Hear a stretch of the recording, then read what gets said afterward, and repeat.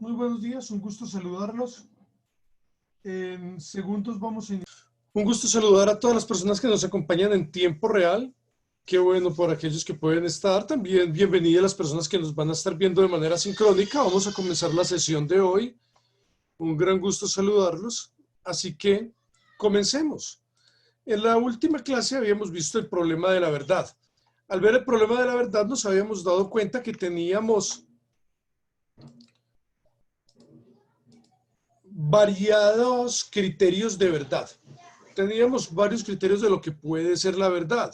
Entonces, dentro de los criterios, ahora vi que levantar la mano, enseguida vamos a dar un espacio para que podamos dialogar. Dentro de los criterios de verdad tenemos algunos como autoridad, coherencia lógica, evidencia, consenso, utilidad.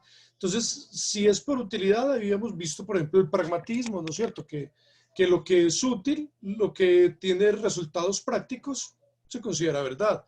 Dentro del consenso, lo que cultural o socialmente se puede ver como verdad, pero por medio de tratos, como por ejemplo la idea del pacto social y cosas semejantes. Ciertas nociones que se dan por consenso, porque también dentro de lo social puede darse otro criterio de verdad que es la tradición y puede aparecer también la autoridad dentro de lo social, que es uno de los menos deseables en definitivas. Que simplemente se considere verdadero porque la sociedad así lo dice.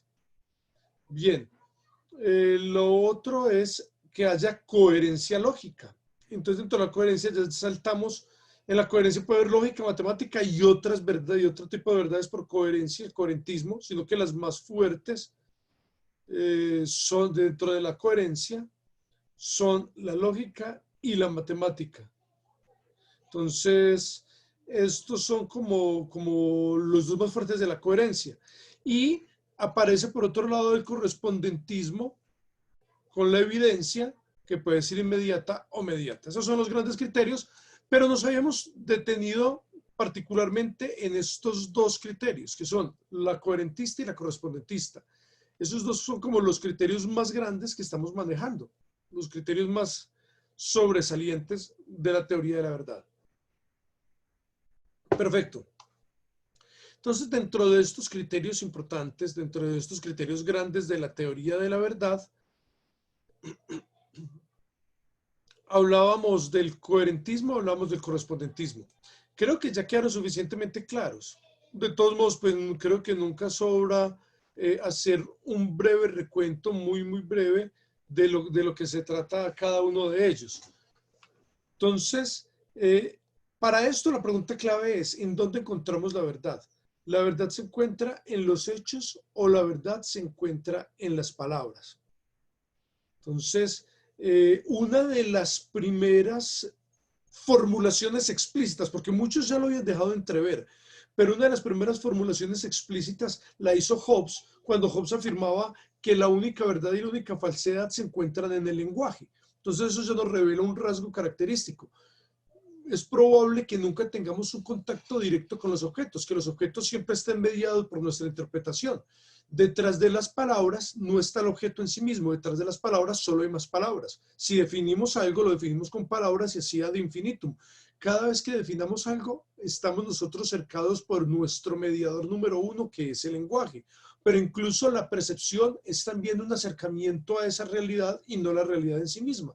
Por eso es que desde la antigüedad decían que y lo recalcó Kant de una manera fortísima, que nosotros en realidad nunca vamos a ver el objeto en sí mismo. Kant llamaba el objeto en sí mismo el noúmeno, nunca vamos a percibir el objeto en sí mismo, sino siempre interpretaciones de ese objeto, cómo se nos aparece, cómo lo percibimos, cómo lo comprendemos, cómo lo analizamos, cómo lo mediamos, entonces, cómo lo clasificamos. Entonces, en ese orden de ideas, siempre vamos a estar sujetos a no conocer las cosas en sí mismas, sino a interpretarlas, a lo que nuestra subjetividad nos dice. Así que no es el fenómeno, el noúmeno en sí mismo, la cosa en sí misma, sino el fenómeno, como lo interpretamos. La verdad está en las palabras. Entonces, si la verdad está en las palabras, la verdad por correspondencia, la correspondentista nos diría que si hay un ajuste entre los hechos que estamos describiendo, entre el estado de cosas y las palabras, eso es verdadero. Ese sería el primer criterio. Entonces, la verdad material, la verdad correspondentista, nos diría que algo es verdadero cuando los hechos se ajustan a las descripciones que hicimos de ellos. Entonces, si describimos nosotros algo y esa descripción resulta ser verdadera, resulta ser coherente, esa descripción resulta ser ajustada y apropiada a los hechos, si lo que nosotros mencionamos lo podemos contrastar, es verdadero. Entonces, una frase es verdadera si la podemos comprobar de manera directa, de manera inmediata, algo que podamos ver fácilmente, algo que podamos saber. Por ejemplo, estamos frente a un dispositivo, eso es una verdad, cualquier dispositivo que este sea. Quien lo está viendo, esto es una verdad para cualquiera que lo esté viendo en tiempo real y para cualquiera que lo esté observando de manera sincrónica. Estamos frente a un dispositivo, bien sea móvil o bien sea un monitor. Esto es una verdad. ¿Y cómo es contrastable? Porque es la única forma de que este medio llegue a ustedes. A menos, por supuesto, que alguno de ustedes sea un telépata y me esté viendo en ese momento. No solamente la camisa que tengo puesta, ¿no es cierto? Entonces, de otro que puede estar en pantaloneta, quizás, vaya uno a saber. Bueno, realmente no, pero podría darse el caso. Entonces, en este orden de ideas, si ustedes de manera directa pueden comprobar, como en este caso que lo podemos comprobar de inmediato y saberlo con toda certeza, estamos frente a una pantalla, o bien sea un computador, de una tablet, de un dispositivo móvil, lo que sea. Entonces, lo podemos comprobar de manera inmediata, directa, o de manera mediata e indirecta. Lo podemos comprobar por medio de otro tipo de evidencias. Entonces, es muy importante ese tipo de verdad porque es muy fuerte, pero como siempre se pueden presentar algunas imprecisiones. Se pueden presentar, por ejemplo, que aunque tengamos los hechos, nuestra descripción de los hechos sea muy vaga. Si nuestra descripción de los hechos es muy vaga, es muy ambigua, podemos entrar en ese caso a una situación problemática, que aunque tengamos la verdad por correspondencia, que aunque podamos contrastarlo, si nuestras palabras para describirlo son muy vagas, son muy oscuras, son muy ambiguas, si somos imprecisos y nuestro lenguaje es pequeñito, ahí se acaba nuestro mundo. Por eso precisamente Wittgenstein decía, los límites de mi lenguaje son los límites de mi mundo, en el Tratado Lógico-Filosófico. Entonces, die Grenzen von meiner Sprache sind, no es el verbo ser o estar, es el verbo significar. Die Grenzen von meiner Sprache bedeutet die Grenzen von meiner Welt. Los límites de mi lenguaje son los límites de mi mundo. Entonces, si mi lenguaje es pequeño, mi mundo es pequeño. Si cuando yo voy a describir un estado de cosas, voy a donde el mecánico y le digo, vea, eso está echando humo, esa cosa está echando humo. Pero entonces, si ya la persona tiene un mundo mucho más amplio, puede decir, el carburador empezó a echar humo, o describir cualquier tipo de situación, fue del repartidor, va a describir cualquier tipo de situación, y si entre más conozca de lo que está describiendo, más amplio es su mundo. Si vamos, por ejemplo, a donde los bosquímanos del Kalahari, que tienen un mundo muy distinto al nuestro porque la mayoría de ellos son pigmeos, para poder vivir en medio de los árboles son diminutos, entonces su misma descripción del mundo por el simple tamaño y lo que ellos están viviendo es diferente. Si vamos a ciertos pueblos, por ejemplo, cuando trataron de evangelizar en algunos lugares, cuando fueron a ciertos pueblos, nunca tuvieron una palabra semejante a Dios. La palabra más semejante es la de espíritu, pero espíritu en un sentido semejante a la idea griega o a la idea japonesa del Shinto, a una idea panteísta donde todo tiene espíritu, donde todo tiene una fuerza de vida. Entonces no es semejante a la palabra Dios. Y cuando iban a tratar de decir Dios, tenían que decir espíritu, que se refería tanto a lo que ellos consideraban espíritus de ancestros, espíritus de demonios, espíritus de seres superiores. Entonces no había un equivalente a la palabra de espíritu, a la palabra de Dios o de Espíritu Santo que estaban buscando. Entonces no era equivalente ni podían dar a entender su noción. Lo mismo pasa, por ejemplo, dentro de los grupos humanos inuit, algonquinos, que algunos suelen llamar los esquimales, aunque a ellos no les gusta ser calificados de esa manera. Ellos tienen docenas de palabras para describir el término blanco, y de eso puede depender la vida, porque una de esas palabras implica que lo blanco es un tipo de hielo que si se paran sobre él se mueren. Entonces es una palabra de vida o muerte. Para nosotros blanco es blanco. Y si fuéramos a la nieve, todos lo llamaríamos nieve en medio de ese lugar, o todos lo llamaríamos blanco. Para ellos hay un mundo mucho más rico. Entonces hay una gradación de términos mucho más precisa y entre mejor lo utilicemos, pues entonces nuestra verdad correspondentista más precisa puede ser. Entre más ambiguos seamos, pues más complicado. Hay otro problema también y es que entre palabra y objeto hay una distancia y siempre detrás de las palabras solo hay más palabras. Entonces ese es otro punto de ese triángulo de dificultades que se presentan en la verdad correspondentista.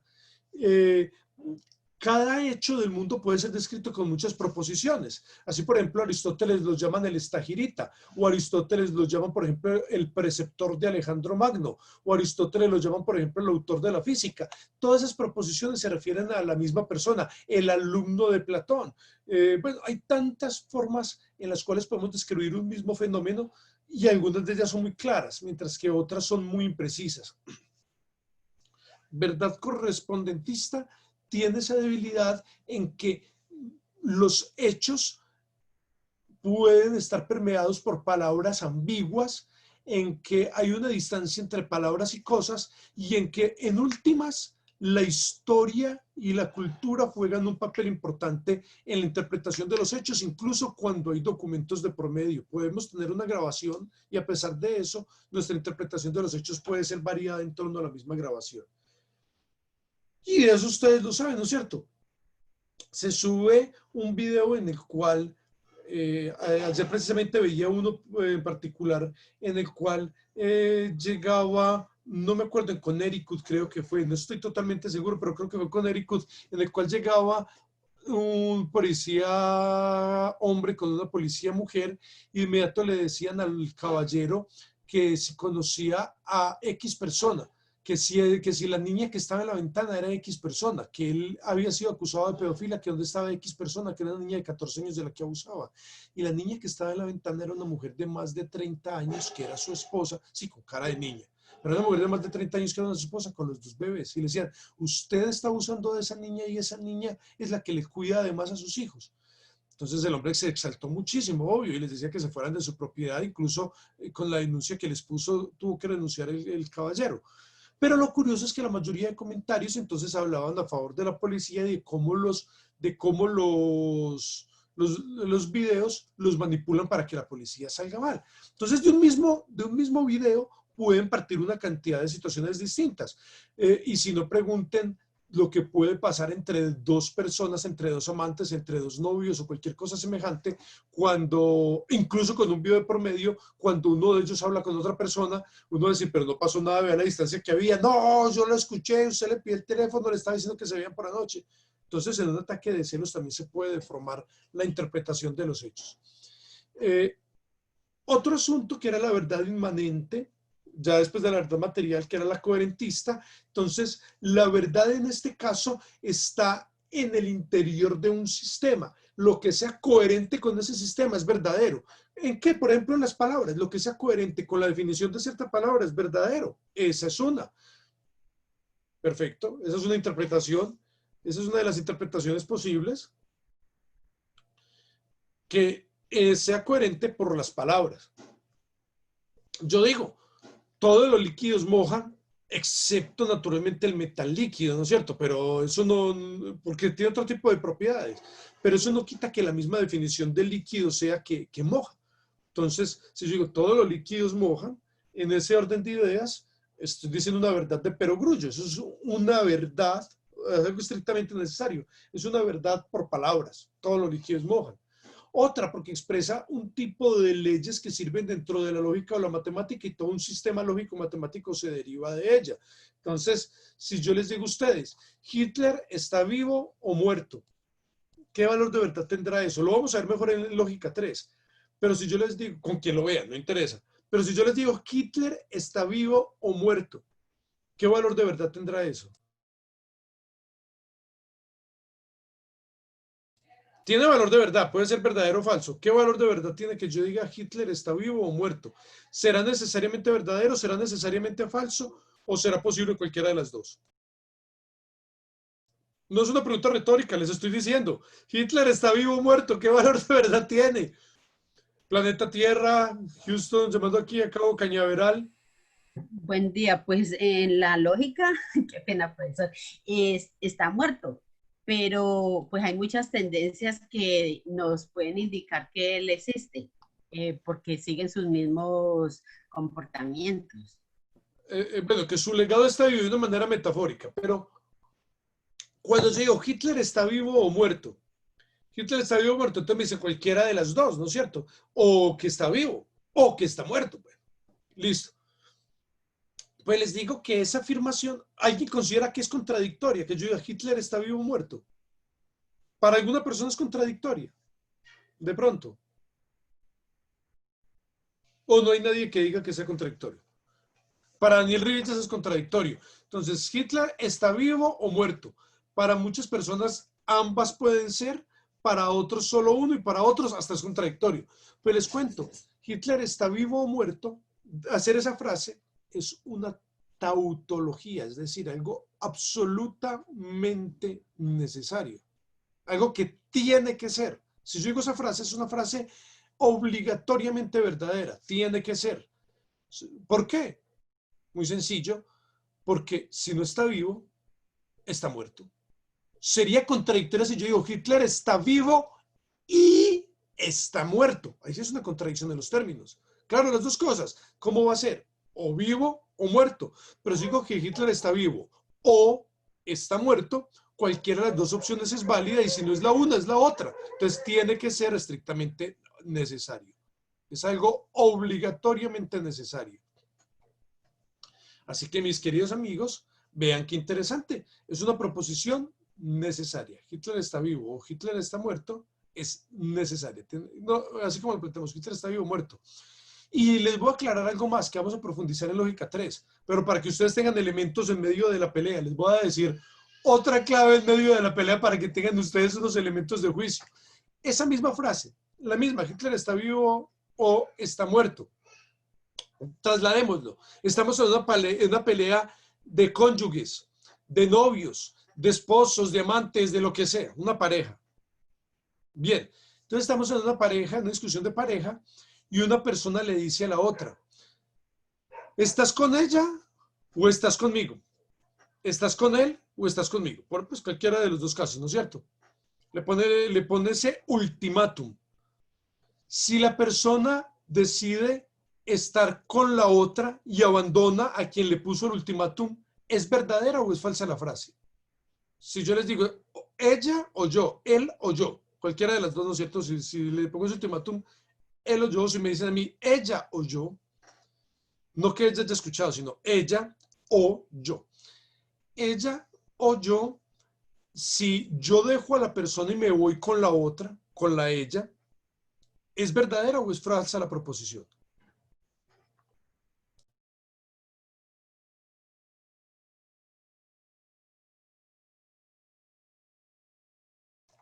Es verdadera, le cumplió la condición, ¿no es cierto?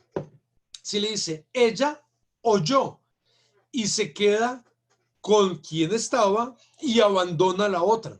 Se queda con quien estaba y abandona a la otra. ¿Es verdadero o es falso?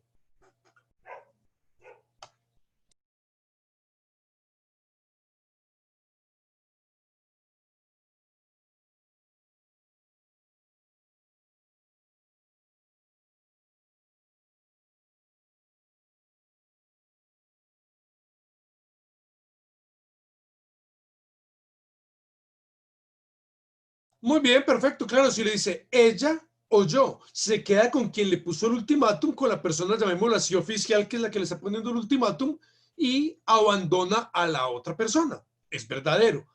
Ahora, si le dice ella o yo y se queda con las dos, ¿es verdadero o es falso? ¿Se cumple la condición o no se cumple?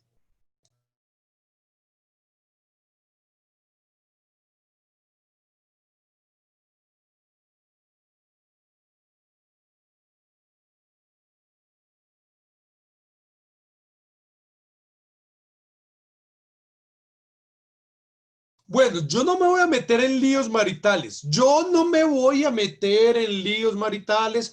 Cuando estén discutiendo con su pareja, no vayan a decir que el profesor de lógica me dijo esto. No, no. Eso ustedes verán cómo lo solucionan. Van a decir que lo dice un libro de lógica, que lo dice el libro de la introducción a la lógica de Irving Copy, pero no vayan a echarle la culpa al profesor. Pues mis queridos amigos, ¿cómo les parece que si usted le dice a alguien, ella o yo, él o yo, si usted le pone una condición de esas y se queda con las dos, es verdadero? Porque es lo mismo que el caso de Hitler. ¿Está vivo o está muerto? Con cualquiera de las dos que se quede es verdadero. Y si las dos fueran verdaderas, también lo sería. Pero, atención, si se queda con las dos, no, después cuando vemos lo de Cattell vamos a comprobar matemáticamente por qué. Pero, ¿cómo hago yo para que la condición quede bien hecha? Si yo le pongo una condición exclusiva. Cuando digo ella o yo es una condición inclusiva. Si yo digo, por ejemplo, voy a cine o a la fiesta, pero resulta que tuve tiempo, entonces fue a cine y después fui a la fiesta.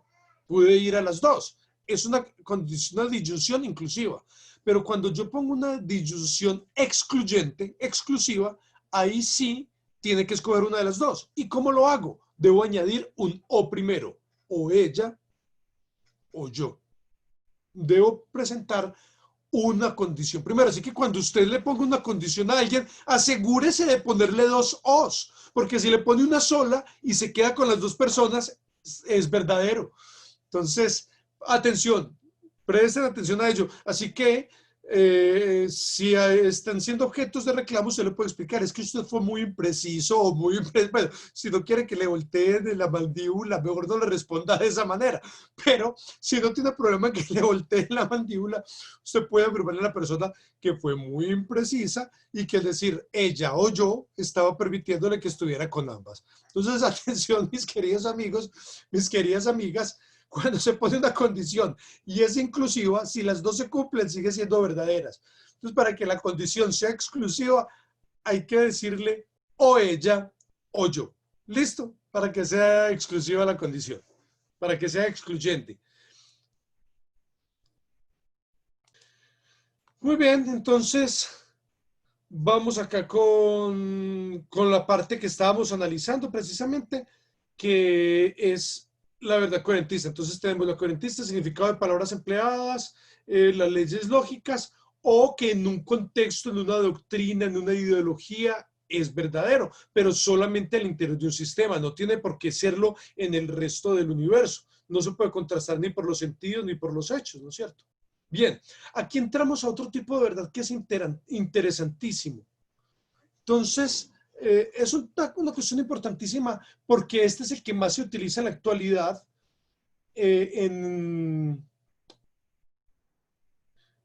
dentro de un asunto tan importante como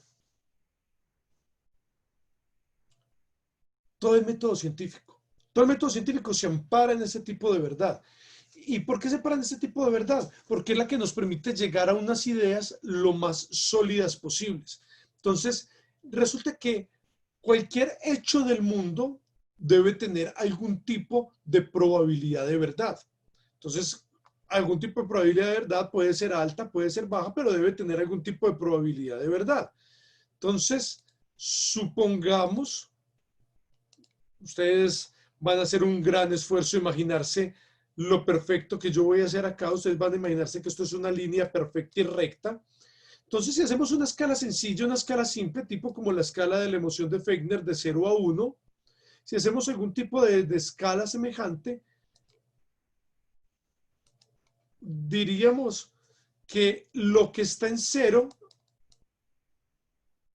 es improbable o imposible. ¿Cómo diríamos? ¿Qué diríamos con lo que está en 0?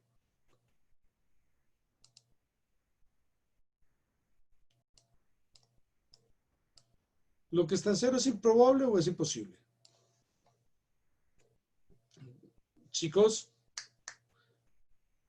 sí, Álvaro, cuéntanos.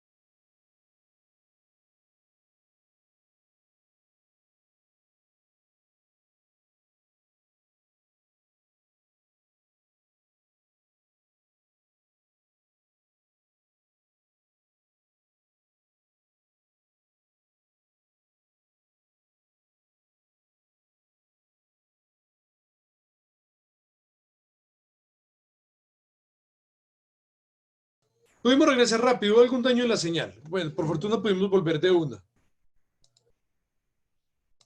Muy bien, vuelvo a compartir lo que les estaba mostrando del whiteboard del tablero.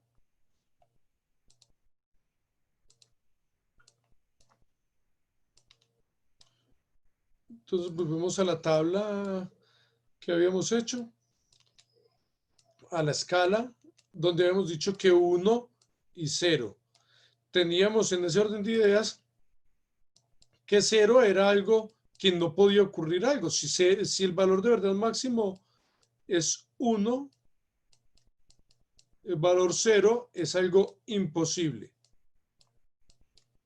Desde 0 para arriba, cualquier valor que sea, así sea 0.0000000 y algún 1 al final, cualquier valor que sea, si está por encima de 1, ¿tiene alguna posibilidad de ser o no? ¿Hay posibilidades de que sea o no? Lo que esté por encima de 0, aunque sea un poquitico por encima.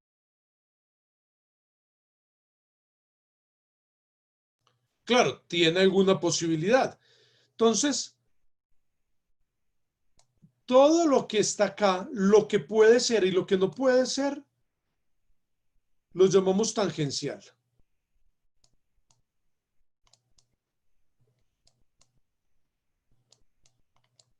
Y lo tangencial es todo lo que puede o no puede ocurrir, todo lo que puede ser. Pero si nosotros miramos acá, aunque sea una escala baja, aunque sea algo de muy bajo rango, lo que ya está por encima de 0 es lo posible.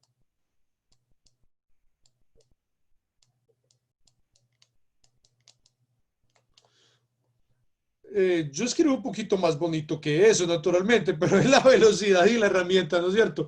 Entonces, lo tangencial es todo lo que puede ocurrir o no puede ocurrir. Lo imposible es lo que no va a pasar definitivamente. Lo posible es lo que está dentro del mundo de cualquier probabilidad de verdad.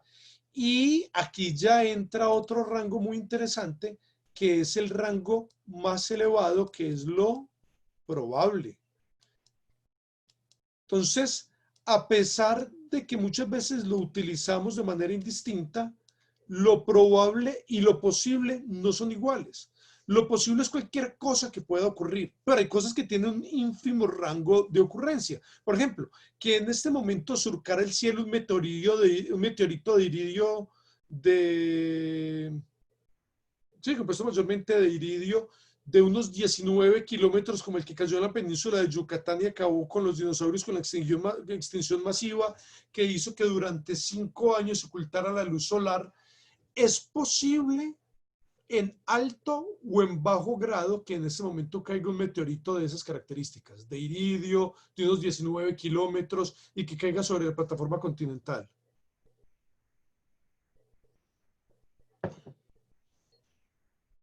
Puede ocurrir, claro, pero es un grado muy bajo. ¿Y por qué diríamos que es bajo el grado? ¿Quién me dice? ¿Por qué a alguien le parece que es un grado bajo? ¿Quién me cuenta?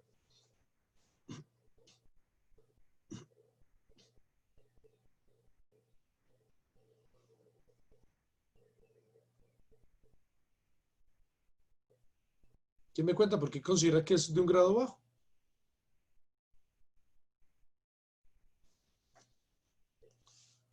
¿Por qué vinieron tan tímidos hoy? ¿Qué les ocurrió?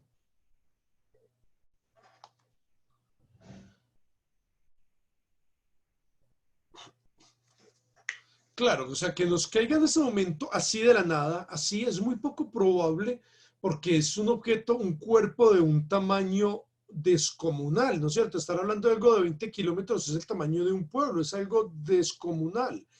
Y entonces, en este momento, hay registros de frecuencia y ocurrencia de movimientos de los objetos que están en torno al Sol y que giran en torno al Sol. Y además estamos llenos de satélites que pueden descubrir posición y movimiento por si alguno tiene alguna excentricidad que se salga de lo normal y que parezca que va a pasar más cerca de la Tierra de cualquier otro. Entonces, o sea, que cuando llegue uno de estos, si algún día llega, llegaría con toda la tranquilidad de que probablemente es muy difícil que hagamos algo. Sí, es muy difícil que hagamos algo, pero que no lo detectemos y que nos caiga así de inmediato de la nada. Sería dificilísimo, porque realmente hay un sistema muy alto, muy fuerte de detección de este tipo de cuerpos, con todo tipo de programas matemáticos que nos dicen la excentricidad y el movimiento, cómo va, y aparte de eso, tenemos nosotros los registros de cómo se han movido en los últimos años gracias a un cálculo matemático constante. Entonces, que por lo menos se logre detectar, claro. Ahora que hagamos algo, sí, si es de película, claro, pero no es muy difícil que se pueda hacer algo. Quizás haya posibilidades dependiendo del material del objeto, del material del cuerpo. Pero en condiciones normales es muy difícil que se pueda hacer algo, pero que no se detecte, que no se sepa, que caiga de la nada, sería bastante complicado, sería bastante difícil. En el mundo moderno, entonces tiene un valor de verdad, sí, pero es ínfimo, un valor de verdad que podríamos medir en un rango del 0.2 para abajo. Y quizás menos, fácilmente sería 0.0 algo. Es muy poco probable que caiga así de la nada. Ahora, un cuerpo de tamaño menor, eso sí es muy probable. De hecho, hace 2 años en Rusia cayeron en plena ciudad y hay videos de eso impactantes, como en plena ciudad caen 3 cuerpos pasando por edificios y todo. Entonces ya un cuerpo de pequeño tamaño sí es mucho más probable. Y si es algo estrictamente necesario, algo que esté en uno, algo que tiene que pasar, lo llamamos tautológico. Entonces, cuando el valor de verdad de algo es 1, es necesario, tiene que pasar. Cuando es 0, es imposible. ¿Qué pasa? Cuando estamos nosotros trabajando en medio de ciencia, cuando se hace una investigación, hay coeficientes específicos que le dicen a uno, para este tipo de investigación, el coeficiente tiene que dar, cada vez que usted experimente, tiene que estar por encima del 98% la recurrencia del suceso. Tiene que estar por encima del 99%, tiene que estar por encima del 97%. Cuando usted experimenta con medicamentos, tiene que estar por encima del tanto por ciento la efectividad para poder precisar si hay o no hay efectividad. Entonces, en ciencia, hablamos que debe ser probable la ocurrencia de un suceso para decir que eso es verdadero. Y probable no es una probabilidad ni siquiera del 0,70, ni del 0,75, ni del 0,80. Probable con los coeficientes como el coeficiente de Parson, por ejemplo, en ciertas investigaciones, con los coeficientes que se manejan, tiene que ser un número elevadísimo. Para poder decir que algo es probable en ciencia, tiene que ser elevadísimo el número de posibilidad de que esto ocurra. ¿Listo? Entonces, esa es la verdad por probabilidad. La verdad por probabilidad me está diciendo que necesitamos nosotros que algo ocurra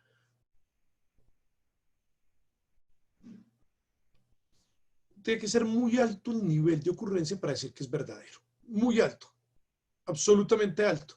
Y eso es lo que en ciencia se considera verdadero. Cada vez que experimento, cada vez que hago un experimento, siempre me da los mismos resultados. Por eso es repetible, por eso la experimentación es repetible, no es subjetiva.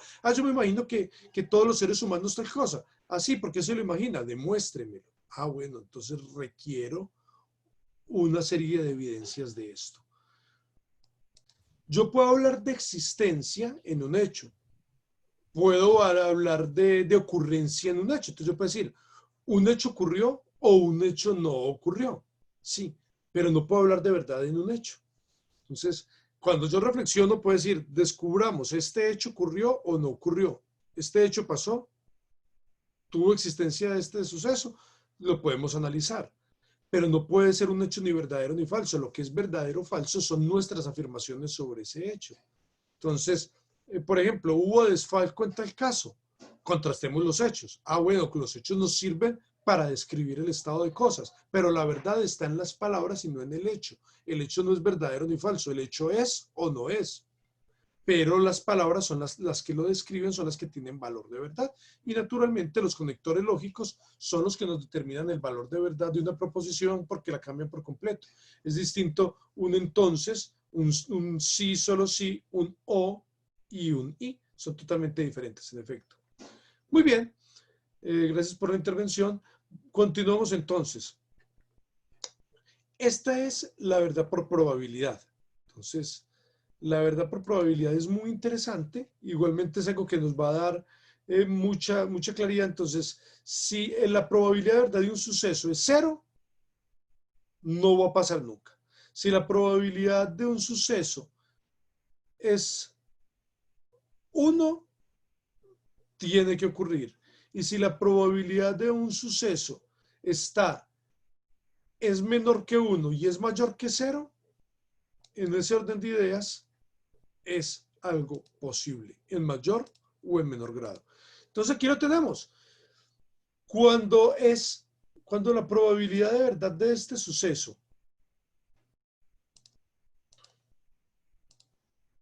la probabilidad de verdad de este suceso, como lo acabo de subrayar en este caso, es 0, es imposible, es una contradicción en los términos, es algo que nunca puede ocurrir, es una contradicción en los términos. Cuando es menor que 1, pero es mayor que 0, es algo posible. Y cuando es igual a 1, es necesario, tiene que pasar. Entonces, según lo que habíamos estado mirando, según lo que hemos hablado, les vuelvo a plantear la pregunta.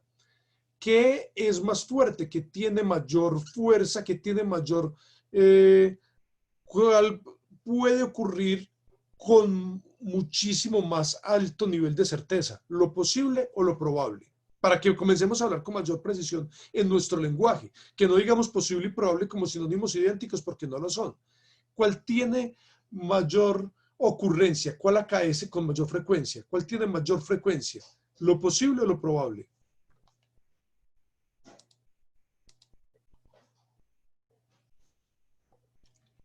Lo probable es lo que ocurre con muchísimo más frecuencia. Lo posible es lo que puede pasar, pero hay cosas posibles que son muy difíciles, ¿no es cierto? Podríamos decir, es posible que existan unos enanitos que viven en el subsuelo y que están escondidos y que cada vez que nosotros perdemos algo, en realidad ellos se lo robaron. No es que no es que las cosas se pierdan, sino que cuando se nos cae algo y queremos saber dónde se cayó y lo buscamos y no lo encontramos, es porque un enanito del subsuelo nos robó los objetos. ¿Eso es posible o es imposible? Eso debe tener algún valor de verdad, pero es un valor de verdad ínfimo. Es un valor de verdad de 0.000000000. ¿Quién no sé cuántos ceros? Habría que hacer una experimentación para poder descubrirlo.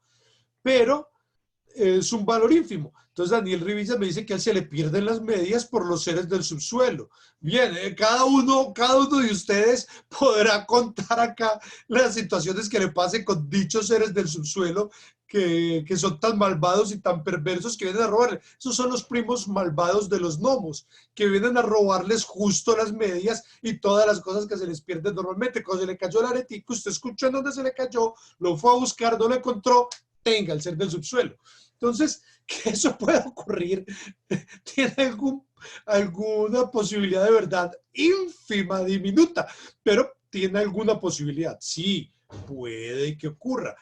Es muy poco creíble, pero puede que ocurra.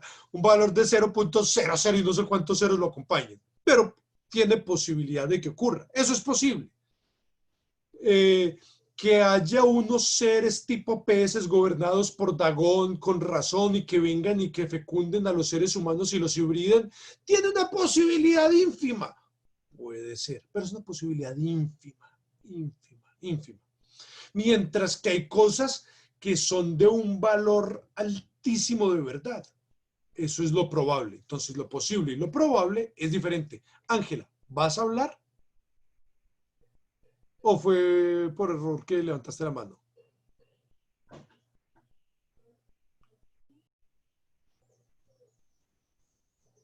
Perfecto. Entonces, el mundo de lo posible es todo lo que tiene algún valor de verdad, sea grande o sea pequeño. Ese es el mundo de lo posible. Algún valor de verdad, pequeñito o altísimo. Pero hay cosas que no tienen sentido. Entonces vamos a mirar ya cómo clasificaríamos esto para que nos quede mucho más preciso. Miremos cómo clasificaríamos. Permítanme, ahora sí. Entonces, ¿cómo lo clasificaríamos? Lo clasificaríamos así. El mundo de lo contingente, todo lo que existe, ¿no es cierto? Todo lo que existe. Vamos a hacer la tabla, solo que la tabla aquí queda al revés. En este gráfico la tabla queda al revés. Entonces, permítanme, les hago aquí el dibujo. No me está dando la herramienta de escritura. No me está dando la herramienta de escritura. Perdón, dejo de compartir un segundo y ya vuelvo a compartir para que me dé la herramienta de escritura con más tranquilidad.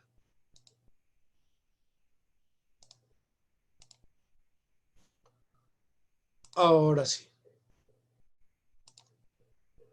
Entonces, volvamos a hacer la tabla. Ay, no, qué tabla tan horrible. Qué tabla tan horrenda.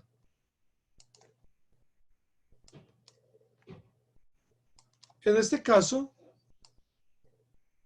qué pulso, qué precisión tan impresionante, aterradora, qué precisión la mía para hacer ese tipo de gráficos. En este caso, tenemos abajo lo tautológico. La tautología, lo estrictamente necesario, está abajo. Y en este caso, tenemos en la parte superior lo contradictorio. Entonces, el mismo gráfico, solo que al revés del que habíamos hecho, ¿no es cierto? Entonces, aquí está la contradicción de los términos y aquí está lo estrictamente necesario, lo que tiene que ocurrir. Entonces, diríamos, lo contradictorio está en el valor de 0, no tiene ninguna posibilidad. Lo tautológico está en el valor de 1. Lo increíble, lo inverosímil, lo que tiene un bajísimo valor de verdad, digamos que está por debajo de 0.2. Las escalas suelen variar, pero por lo general está por debajo de 0.2, lo que tiene un bajísimo valor de verdad. Lo creíble es mayor de 0.2 y puede venir aproximadamente hasta 0.6. Dependiendo de las tablas, hay tablas diversas, pero por aquí viene normalmente. Lo que ya es verosímil, no solo creíble, bueno, eso es creíble, puede que ocurra de pronto. Muy distinto a lo de los seres del subsuelo, ¿no es cierto? Ahora, cosas que ya son mucho más probables, que es una frecuencia altísima, que debe ocurrir normalmente, es lo verosímil, y esto suele estar por encima del 0.7. Entonces, lo verosímil suele estar por encima del 0.7, depende de la tabla. Hay tablas en las cuales incluso en 0.75 ya es probable, pero normalmente las tablas que se exigen, en los coeficientes que se exigen en investigaciones, van por encima del 0.97. Entonces, ya lo que está por encima del 0.97, 0.95, 0.98 es lo probabilísimo, lo que casi siempre ocurre, lo que se exige en ciencia. Y por último, lo cierto, lo necesario, que es lo tautológico, lo que tiene que pasar. Entonces, ustedes manejan varios libros, este es el principal porque es muy sencillito, es muy fácil, es como el ABC de lógica. En la página 67 del PDF pueden encontrar esta definición que nos ayuda mucho a descubrir lo que es posible, lo que es probable, lo que es necesario. Entonces, en la página 67 del PDF, allí lo pueden encontrar.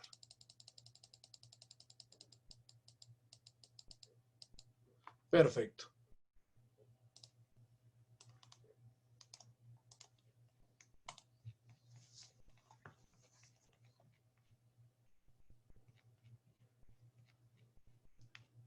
En la página número 74 del libro, en el libro es la 74, pero en el PDF es la 72. En la página 74 del libro van a encontrar ustedes un ejercicio. Es el primer ejercicio que van a realizar. Página 74 del libro, 72 del PDF. Ese es el primer ejercicio que van a realizar. Vamos a hacer un ejemplo acá, solo un ejemplo, para que ustedes lo analicen y lo hagan en sus casas. Consideremos las 6 caras de un dado, ya de una vez nos amarra la situación, es un dado de 6 caras. Si aquí hay alguna persona friki que juegue juegos de rol, Dungeons and Dragons, y tenga dados de 20, dados de 12, no, nos dicen desde el principio, dados de 6, el juego clásico que la gente realizaba de apostar, de hacer lanzadas y sacar en cada lanzado un número variable. Consideremos las 6 caras de un dado y un lanzamiento. Determine si la siguiente frase que vamos a lanzar es probable, posible, contradictoria, tautológica. ¿Es algo posible, algo que puede pasar? ¿Es algo contradictorio, no puede pasar nunca? ¿Es algo probable, es muy alto el grado? o es tautológico. Y precisemos el valor numérico. El valor numérico lo podemos precisar de dos maneras fáciles. Una con fraccionarios, hay tanto por ciento de posibilidad, hay tantas posibilidades de que pase, hay 6/6 de que pase, hay 1/6 de que pase, porque son 6 lanzadas, son 6 de caras, hay 1/6, 2/6, o en probabilidad, en número. Entonces miremos el número 1 solamente, solo el número 1, saldrá el 6. Si yo digo que lanzo el dado y va a salir el 6, ¿es contradictorio? ¿Es posible? ¿Es probable? ¿O es tautológico? ¿Quién da más? ¿Y por qué?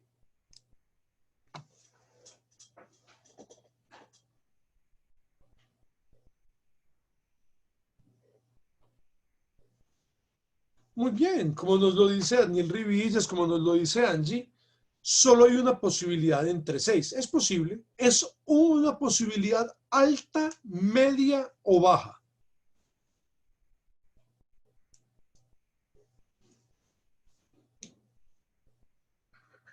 Exactamente, es una posibilidad baja. Es más alta que la del ser del subsuelo. Es un poquito más alta que la del ser del subsuelo, pero no es muy alta que digamos, ¿no es cierto? Está en 0.1, 0.16 para ser más precisos. Es posible, pero es bajo. Muy bien, en efecto. Entonces ustedes van a acabar este ejercicio. Aquí está, y el siguiente también. El primero es totalmente matemático, el segundo es más de justificar. El primero es matemático, el segundo es más justificando. ¿Listo? Perfecto.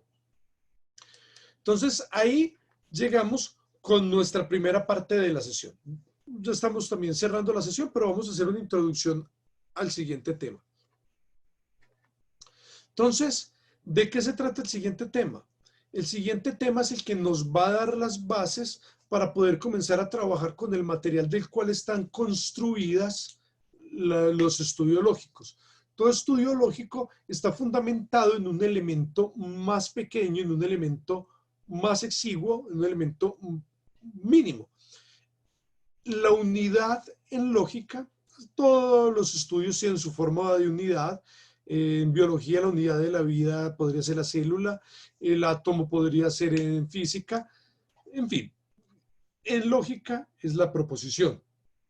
Para poder llegar a la proposición, primero debemos trabajar con otro elemento muy interesante. Este elemento muy interesante que estamos manejando en lógica se trata de las funciones de lenguaje. Las funciones de lenguaje son necesarias para poder llegar a esto. Y ustedes han visto las funciones de lenguaje desde el colegio, con toda certeza. Con toda certeza.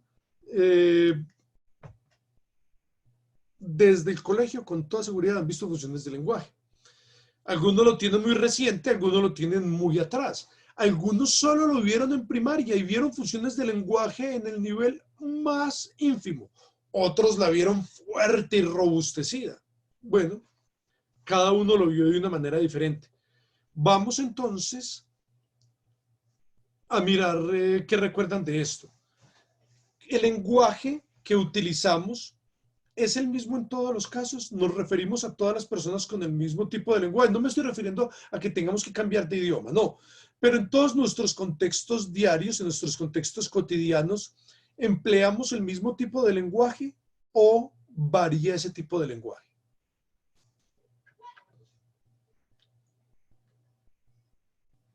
¿Varía en virtud a qué, en favor a qué o por qué casos, por qué causas, por qué situaciones?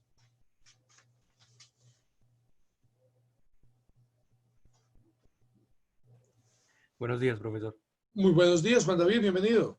Yo digo que varía respecto al contexto y Cuéntame. respecto también a la confidencia que se tenga con la otra persona. Perfecto, ejemplos. Ejemplos, usted no le va a hablar de la misma manera a su mamá que a sus amigos. Con la misma Perfecto. confianza. Claro, claro, lo que tú dices es totalmente cierto. El nivel de confianza que se maneja varía de alguien como la mamá o un amigo y el nivel de respeto. Cuéntame, Cristian, te escucho. Buenos días, profe, a todos los compañeros lo mismo. El lenguaje, claro, debe variar porque depende si estamos en el trabajo, depende si estamos haciendo un informe para la universidad O si estamos de pronto en un chat con nuestros amigos, que va a ser algo como más informal, como algo más... Claro.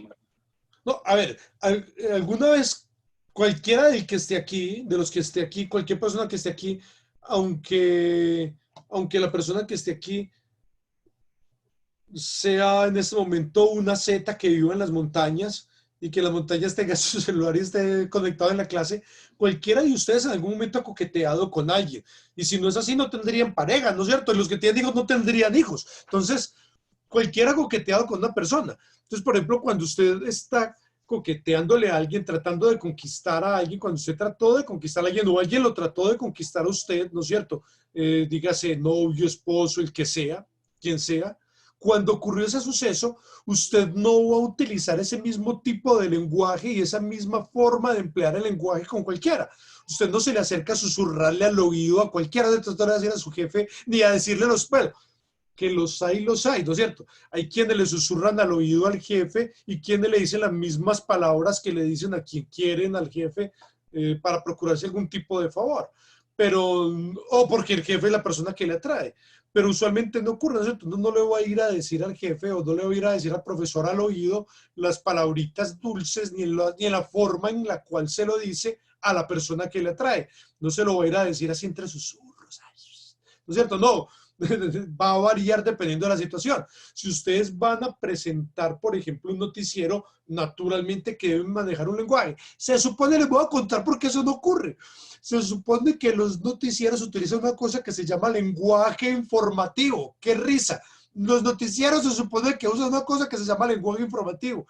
Y se supone que ese lenguaje informativo es neutro, es objetivo, no varía según según el dueño del noticiero, ni varía según los intereses de la persona que está representando. Se supone, en algún lugar del mundo, se supone que eso debería pasar, en algún lugar posible. Naturalmente que eso no pasa, ¿no es cierto? Naturalmente que eso no pasa. Ese chiste que les acabo de contar, se supone que debe ocurrir. Se supone que eso debe ocurrir. Pero eso en todos los lugares ocurre de manera diferente. No les quiero decir el nombre, ¿no es cierto? No les voy a decir porque no me quiero meter en problemas. No quiero ningún tipo de demandas. Usted lo puede escribir perfectamente en el chatbox porque el chatbox no va a salir en el video, pero hay una cadena internacional en Estados Unidos que es la cadena del oficialismo. Por cierto, la compró el ratón malvado, que el ratón malvado es también el mismo oficialismo. Una cadena cuyo nombre es Zorro. Zorro, tal cual, el nombre es Zorro. Es la versión oficial del establecimiento. Hay varias. Hay uno que también tiene 3 letras, que es muy cercano al establecimiento, pero ha hecho a veces investigaciones muy buenas. Ha hecho unas investigaciones muy serias y muy rigurosas. Pero hay otra que se llama Zorro, no quiero decir más que eso, ¿no es cierto? No quiero decir que la familia amarilla más reconocida del planeta está en su canal y que todo el tiempo se burla precisamente de lo manipulado que es el canal, pero no quiero decir qué canal es. Entonces, hay una versión oficial que cuenta precisamente todo lo más ortodoxo, lo más ultraderechista de la visión tradicional de lo que considera Estados Unidos que es el establecimiento. Entonces, bueno, por ahí una determinada cuestión, pero solo pasa allá, ¿no es cierto? No es que en Italia el dueño del equipo más importante de fútbol de Italia, de toda la historia, el más ganador de la historia, que está de capa caída, pero el equipo más importante de la historia de Italia, el que ha estado relacionado con las fiestas Boom Boom, que para efectos prácticos es casi lo mismo que estaba haciendo Epstein, solo que algunas eran mayores de edad, algunas eran modelos, que ha sido presidente y toda su familia han sido los presidentes de Italia. No son los dueños de la cadena radial y televisiva también de 3 letras más reconocida de Italia en el mundo. Y no van a decir nunca nada de lo que está ocurriendo con el establecimiento precisamente porque son los dueños. O que en una república imaginaria, imagínense ustedes una república bananera inexistente, imagínense ustedes una república bananera inexistente en la cual el medio de comunicación, el dueño del medio de comunicación es dueño del equipo más popular del país, es dueño de las gaseosas más populares del país, compró una de las cervezas internacionales, de las cervecerías internacionales más importantes del mundo y que es uno de los hombres más ricos de Latinoamérica. Uno de ellos estuvo inmiscuido directamente con Lolita Express de Epstein, que apareció en los últimos vuelos de Lolita Express. Entonces, en ese país imaginario, en un país imaginario, junto con un señor cuyo apellido es casi una patraña y fue un expresidente de ese país imaginario, aparecieron y con uno de un apellido que ha sido presidente del país por muchos años. Esos tres salieron en las listas de Lolita Express, que iban a violar niñas de 4 a 12 años de Epstein. Imagínense ese país imaginario, ese país, qué pena la redundancia, ese país fantástico, en ese país de la fantasía, en ese país de los sueños más delirantes. Imagínense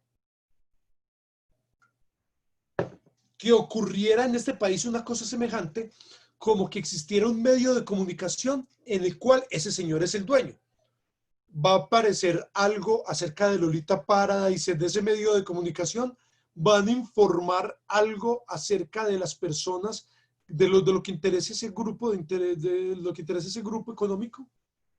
Van a hablar algo en contra de ese grupo económico y que además también fuera un canal y una estación radial también de 3 letras en ese país imaginario. Entonces,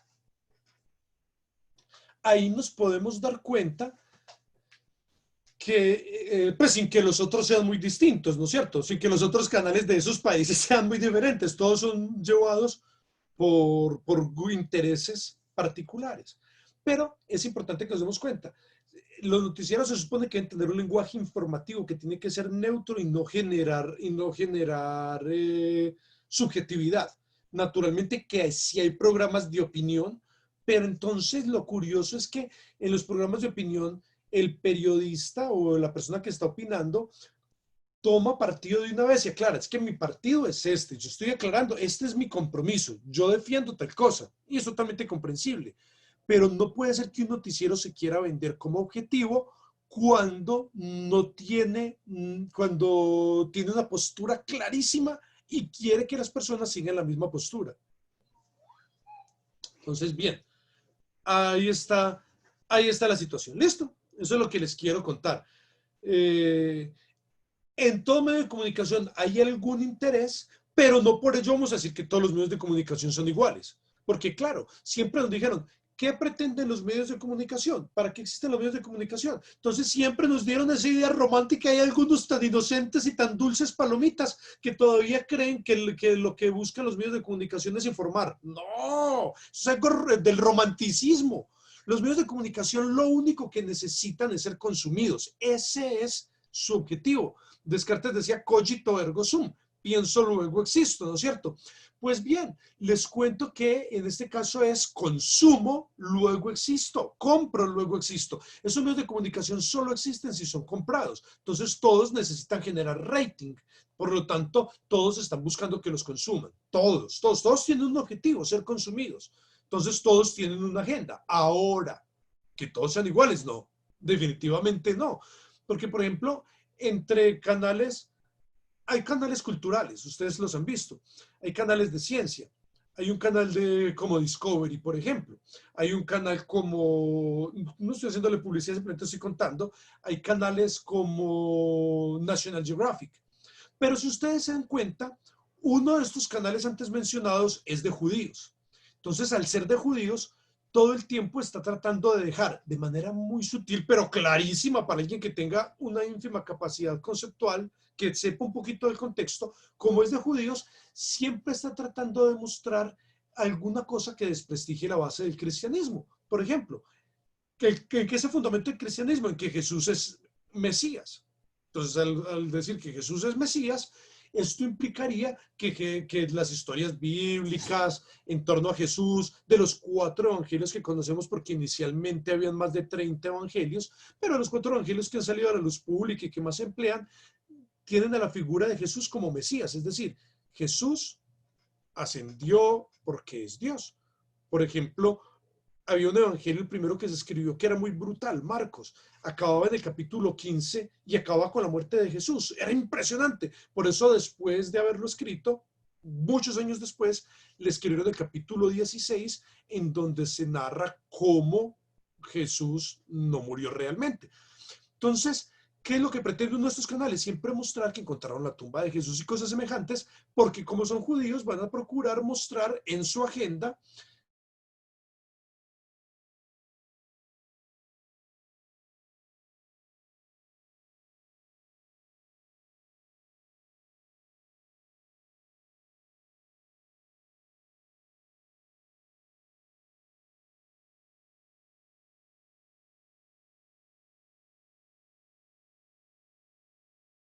los programas sutiles manejando la información de manera diferente.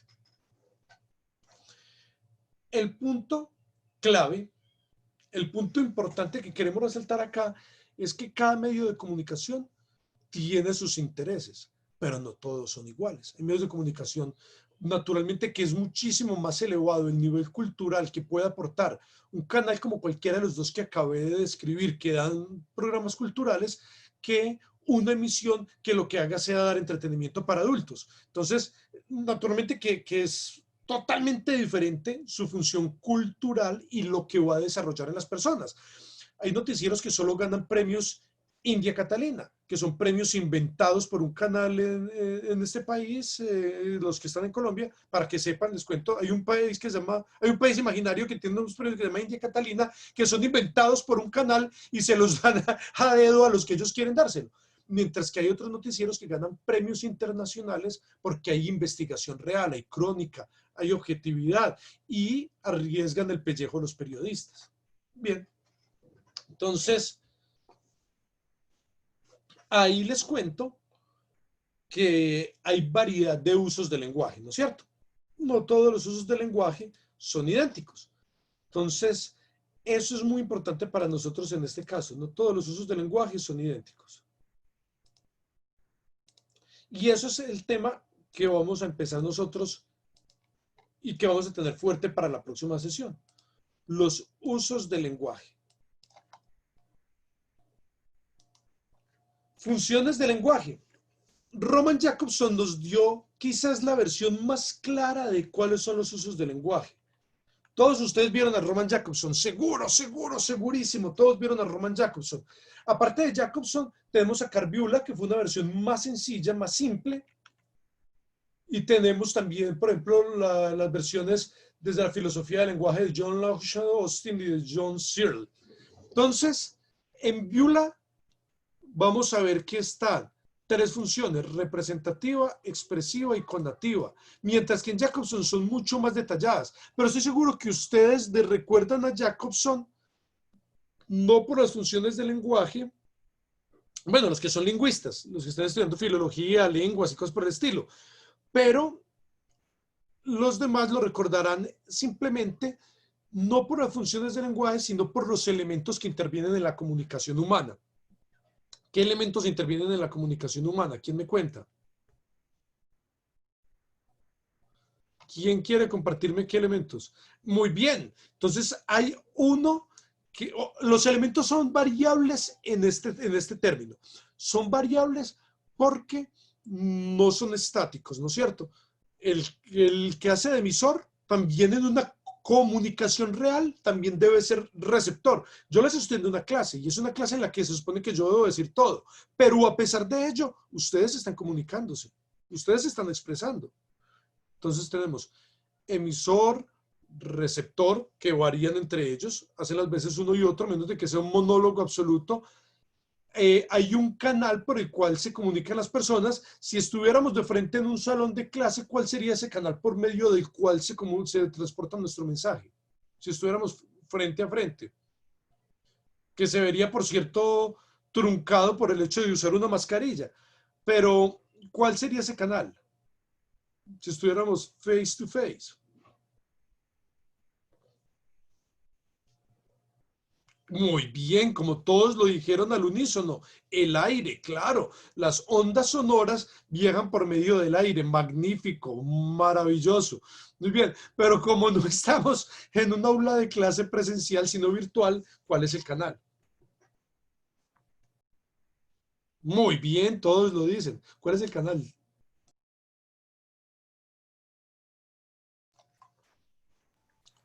Ondas electromagnéticas de pronto. Perfecto, claro. Por medio de ondas electromagnéticas está pasando la información, los bits de información, internet, ¿no es cierto? Nuestra ciberautopista, las herramientas que estamos utilizando. Tenemos distintas herramientas que estamos empleando. Bien. Todo esto. Bueno. Eso en cuanto al canal. Pero aparte del canal también tenemos un código. ¿Qué código estamos utilizando?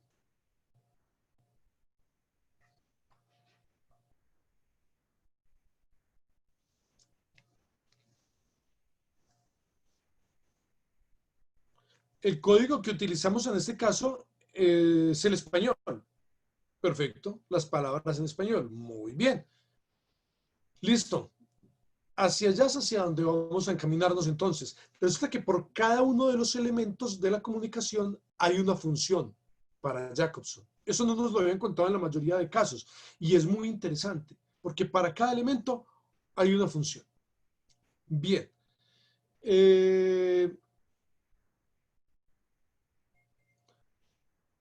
De pronto una de las más importantes es el referente. El referente no lo habíamos visto en muchos casos. En muchos colegios nunca se trató el referente porque se da solo en primaria los elementos más básicos, los más sencillitos como para niños. Y falta el referente, que es muy importante, o contexto. ¿En qué referente nos estamos basando para hablar? Y es la relación entre las palabras y las cosas, si recuerdan. Mis queridos estudiantes, acabo de ver la hora. Discúlpenme, por favor, pero tengo que terminar ya. Para participaciones esta semana, cuando hagamos la sesión de preguntas y respuestas, ahí podemos dialogar todo lo que quieran con calma. Disculpen, pero tengo que retirarme ya porque ya voy a otra sesión. Entonces, un abrazo muy grande. Ha sido un gusto estar con ustedes.